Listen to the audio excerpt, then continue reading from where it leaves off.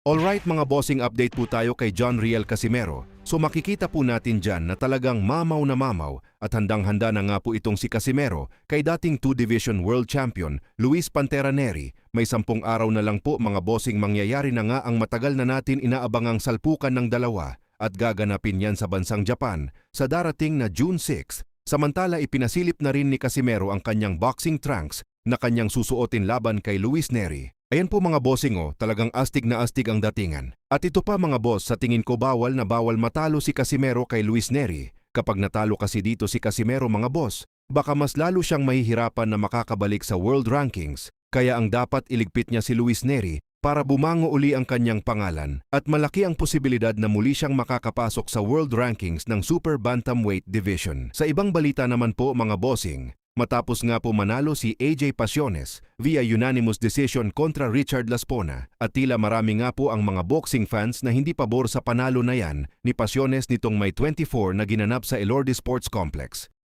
Bossing, ano masasabi niyo sa laban? Sinong lamang? Ganda. Yung binugbog. Pasiones ba?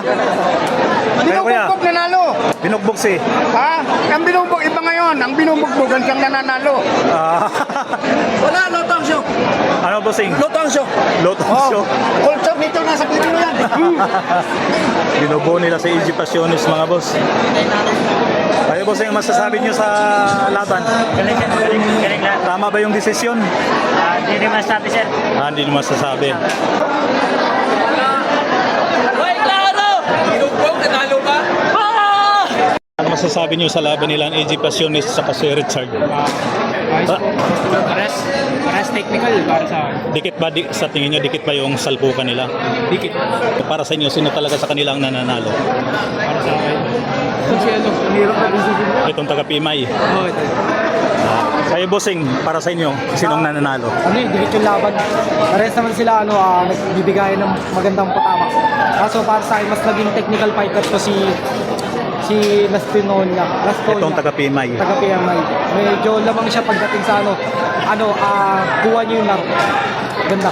Saka yung Yung solid na mga patama, malilinis. Makikita sa, kung may re-replay. Makikita yung kailangan ni AJ. Pero all goods lahat yung ganda.